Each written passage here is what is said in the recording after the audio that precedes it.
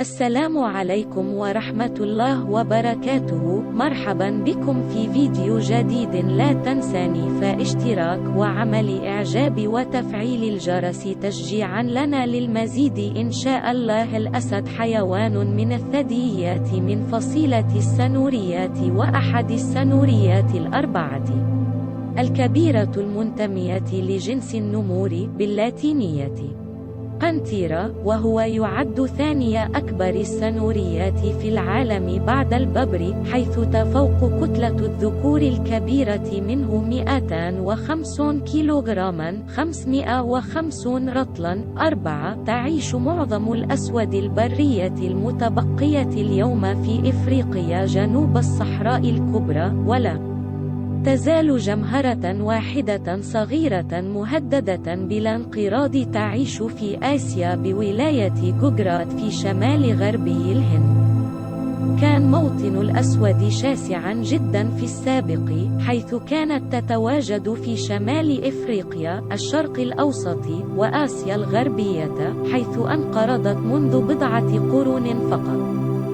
وحتى بداية العصر الحديث الهولوسين منذ حوالي 10,000 سنة، كانت الأسود تعتبر أكثر ثدييات اليابسة الكبرى انتشارا بعد الإنسان، حيث كانت توجد في معظم أنحاء إفريقيا، الكثير من أنحاء أوراسيا من أوروبا الغربية وصولا إلى الهند، وفي الأمريكيتين من يكون حتى البيرو.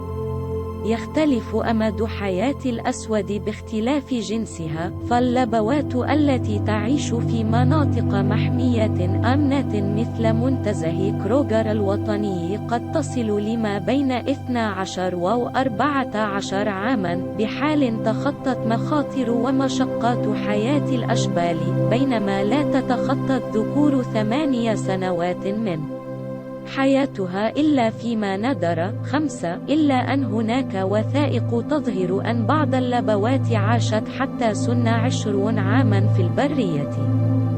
تسكن الأسود السفانة والأراضي العشبية عادة، إلا أنها قد تتواجد في أراضي الأشجار القمائية والغابات في بعض الأحيان.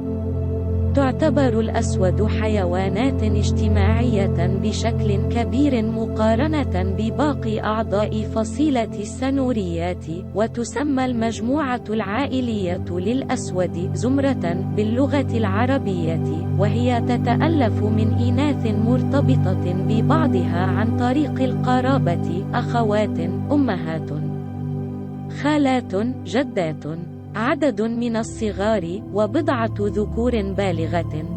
تصطاد مجموعة الإناث مع بعضها في الغالب، حيث تفترس إجمالا الحافريات الكبرى، إلا أنها قد تلجأ للتقميم إن سنحت لها الفرصة. يعد الأسد مفترسا فوقيا أو رئيسيا لا يفترسه أي كائن حي آخر، ونوعا أساسيا أو عماديا من أنواع الحيوانات التي يرتكز وجود باقي الأنواع بتوازن على وجودها معها في نظام بيئي معين. على الرغم من أن الأسود لا تعتبر الإنسان طريدة طبيعية لها وغالبا ما تتجنبه، إلا أنه يعرف عن البعض منها أنه أصبح آكلا للبشر في حالات محددة. تصنف الأسود على أنها من الأنواع المهددة بالانقراض بدرجة دنيا، حيث ارتفعت حدة تراجع أعدادها من 30 إلى 50% في إفريقيا خلال العقدين الماضيين. 6. ويعتبر أمل الجمهرات الباقية خارج المحميات والمنتزهات القومية ضعيف للغاية.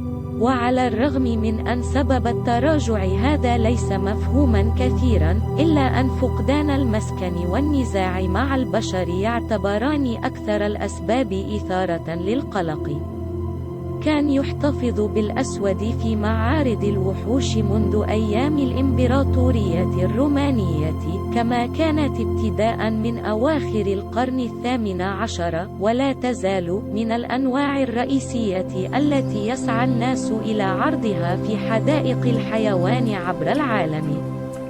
تتعاون الكثير من حدائق الحيوانات حول العالم حالياً لإكثار الأسود الآسيوية المهددة بالانقراض عبر إخضاعها لبرنامج تزاوج مكثف.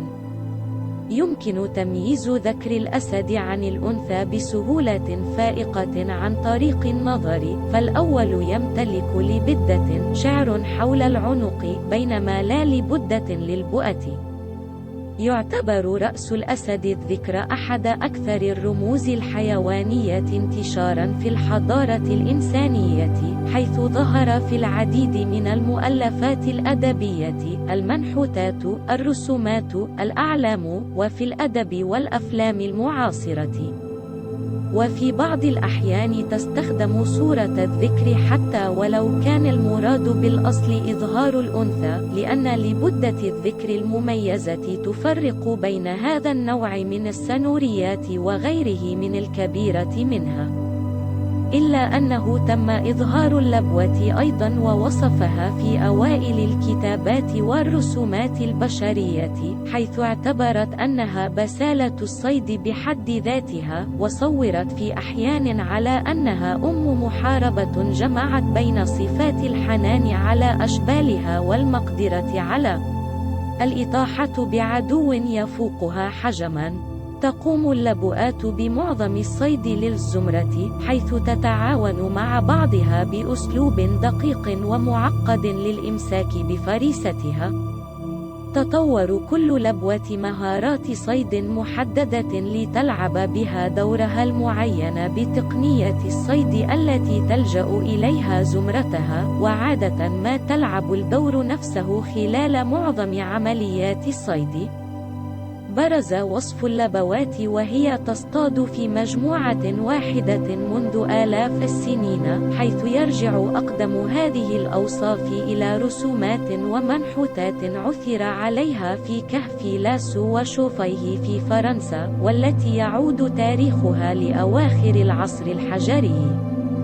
وقد لاحظ البشر اللاحقين هذه العادات والصفات في اللبؤات، فصورت حضاراتهم التي وجدت في نفس المناطق التي قطنتها الأسود أكثر آلهتهم الحربية شراسة، بالإضافة لمحاربيهم، على صورة اللبوة، حيث كانوا يلقبون حكامهم الذكور بابن اللبوة. ومن الأمثلة المستمدة من أقدم التسجيلات المكتوبة الآلهة المصرية سخمت، باخت، تفنوت، ومسخند. وقد عبد النوبيين القدماء أبدا ما كالرجل برأس أو وجه الأسد.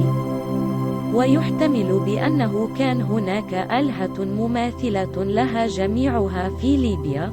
وتعد بعض الآلهة المصرية الأخرى معقدة للغاية، حيث تتخذ مظاهر متنوعة، كامرأة برأس لبؤة أو لبوة تتخذ أوضاعا معينة. توصف العديد من السنوريات الكبيرة التي تظهر في المنحوتات والرسومات القديمة على أنها نمور، إلا أنه عند التدقيق في تلك الصور يظهر أنها لبوات بحال كانت تمتلك خصلة من الشعر على ذيلها.